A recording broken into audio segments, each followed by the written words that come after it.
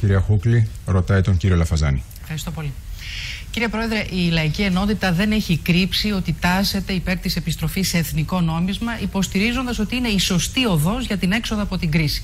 Μόνο που στους πολίτες λέτε όσα ακούγονται ωραία. Ανάπτυξη με κοινωνική δικαιοσύνη χωρίς κηδαιμονίες.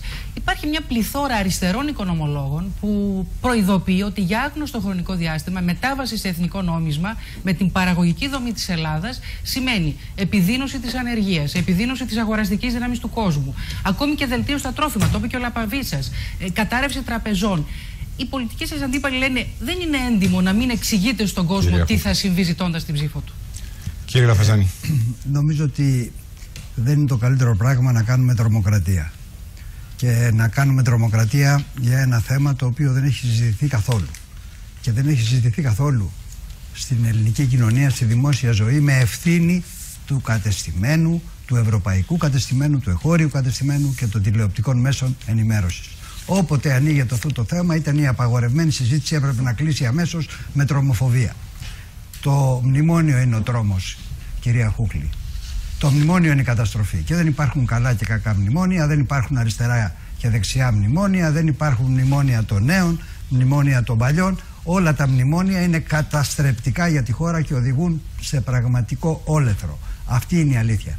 Η επιλογή εθνικού νομίσματος δεν είναι καθόλου καταστροφική. Εθνικό νόμισμα έχουν 10 χώρες μέσα στην Ευρωπαϊκή Ένωση που δεν είναι στην Ευρωζώνη και δεν δυστυχούν καθόλου, όπως βλέπετε. Εθνικό νόμισμα λοιπόν δεν μπορεί να εμφανίζεται ως μπαμπούλας. Το εθνικό νόμισμα, αντίθετα από αυτά που λέτε, θα ενισχύσει την παραγωγή. Το εθνικό νόμισμα θα ενισχύσει τις εξαγωγές, θα αποδυναμώσει τις εξαγωγές.